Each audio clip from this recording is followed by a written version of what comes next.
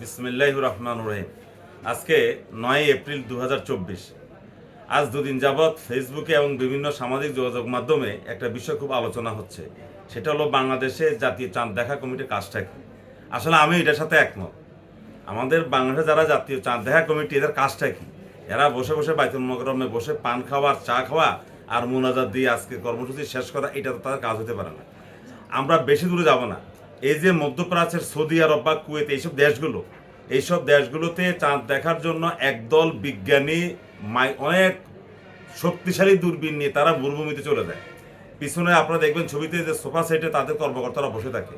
ওরা দূরবীন দিয়ে দেখে বলে যে চাঁদের অবস্থানটা কি, আজকে চাঁদ কোথায় আছে নাই, বা চাঁদ দেখা যাবে কি নাই, এটা তো কর্মকর্তাদের বলে ওটা রাষ্ট্রীয়ভাবে এটা প্রচার করে দেয়। এক তো দুর্ভাগ্য, কথায় কথায় আমরা মুসলিম দেশ বলি, 90% মুসলমান দেশ বলি বাংলাদেশে কিছু একদল জাতীয় চাঁদ দেখা কমিটির লোক আছে। ওনারা বাইতুল মোকাররমের ভিতরে একটা হল রুম আছে, সেখানে শীতাতপ নিয়ন্ত্রিত এসি, এটার মধ্যে ওনারা বসে থাকেন। এখন চাঁদের খবরটা কে দিবে? টেকনাফ থেকে তেঁতুলিয়াতে যদি কোনো গ্রামে কোনো লোক যদি চাঁদ দেখে, সে এটা জানাবে স্থানীয় লোকদেরকে, সে জানাবে টিএনও জানাবে ডিসিকে, ডিসি জানাবে ঢাকাতে। অনেক সময় দেখা যায় যে বিশ্বাসযোগ্যতা নিয়ে প্রশ্ন ওঠে, যে লোকটা চাঁদ দেখেছে সে আরো 2টা লোককে সাক্ষী করে বলতে হবে যে হ্যাঁ চাঁদ দেখা গেছে। এখন দেখা গেল পঞ্চগড়ের এক অজপাড়া গ্রামে কিংবা টেকটাপের এক দুর্গম জঙ্গলের মধ্যে একজন যদি বলে যে চাঁদ দেখা গেছে, এমনও নজির আছে যে শোনা যায় যে বলে যে না তুমি বলে তো চাঁদ দেখা যায় নাই। তার কারণ সে হয়তো 8টার সময় টিএনওর কাছে খবর আসছে যে চাঁদ দেখা গেছে। এখন দায়িত্ব হলো টিএনও আবার সেই গ্রামে যাওয়া, এই জঙ্গল পাড়ি দেওয়া, টিএনও আবার ডিসিকে জানানো, কনফার্ম করানো। এই অনেক সময় এটা সত্য কথা কিনা মিথ্যা জানি না, যে আমরা নাকি অনেক সময় রাতের 8টার পরে যদি কেউ বলে যে চাঁদ দেখা গেছে, আমরা নাকি এটার মানে ডিক্লেয়ার করে না, কারণ এটার জন্য আরো কষ্ট, আবার সাক্ষী প্রমাণ জোগাড় করতে হয়।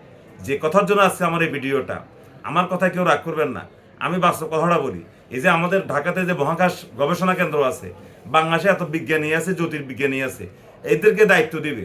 বিমান বাহিনীর হেলিকপ্টার আছে, র্যাবের হেলিকপ্টার আছে, বিমান আছে, তারা বিমানে উঠে হেলিকপ্টারে উঠে তারা চক্কর দিবে, মহাকাশ বিজ্ঞানীরা তারা দেখবে চাঁদটা দেখা গেছে কিনা। কি আমরা নদীর পাড়ে দিয়ে বসে থাকতে হয়, আর তারপরে আমরা জঙ্গলে দিয়ে দেখতে হয়।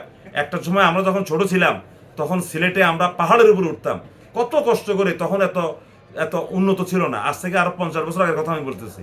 তখন আমরা পাহাড়ের উপরে উঠে সিলেটে আমরা চাঁদ দেখতাম। এখন তো এই যুগে তো এইভাবে যায় না।